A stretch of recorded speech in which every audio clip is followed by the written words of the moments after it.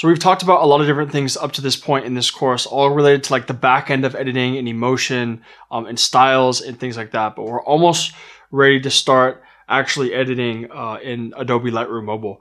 But before we do that, I want to talk about a few different apps that kind of simplify the editing process. So of course, this course is focused around the king of all mobile editing apps, Lightroom Mobile. But there are some other apps that I also really like that you can use before you edit your photos in Lightroom Mobile, specifically if you're shooting with JPEG and non-RAW photos. These apps have some really cool filters that I think look really good and give you a decent color base to kind of play on later when you're editing in Lightroom Mobile. So let's check out some of those now.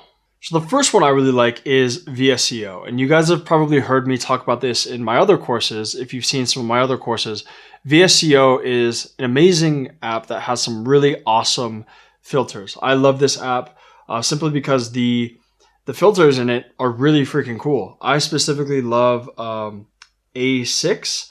A6 looks really good. It kind of has some muted colors and it just looks really interesting to me. So I'll use that quite often before I even import a photo into Lightroom Mobile, or after, if I want to get kind of that A6 effect, I'll kind of implement it into my editing process. So VSCO, a really cool app. You guys can play around with these different filters.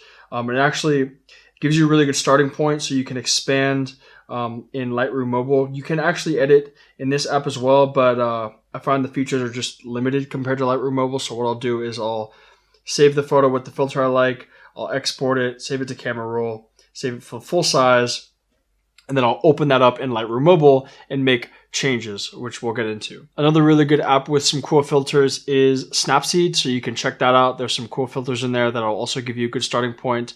You can kind of build on them in Lightroom Mobile. Also, RNI Films is an app that I really like simply because it has a really cool dust and grain filter, which I think is actually better than the filters in Lightroom Mobile. We're going to talk about those, but I think if you want to add some cool vintage dust and grain, some texture to your photos, RNI Film is an awesome app for that. Adobe Photoshop Fix is another app that I recommend, and I'm actually going to be using a little bit in the editing section of this course, simply because I think that Adobe Photoshop Fix is really good when it comes to clearing blemishes on skin, cleaning up skin a little bit. And it pairs really well with Lightroom Mobile because they're both made by Adobe, so you can just like open the image in Photoshop Fix and then open it right back up into Lightroom. It's super clean, super efficient, but it's really good for editing things like skin. But that's pretty much it. Those are just some apps that I think are really cool. But now it's time to really dive into the king of all mobile editing apps, Adobe Lightroom Mobile CC. We're going to go through it, break each section down, and really dive into the nitty-gritty of how to use it, how to get the look that you want, and basically just how to navigate the software so you can become a better editor in general. Let's go.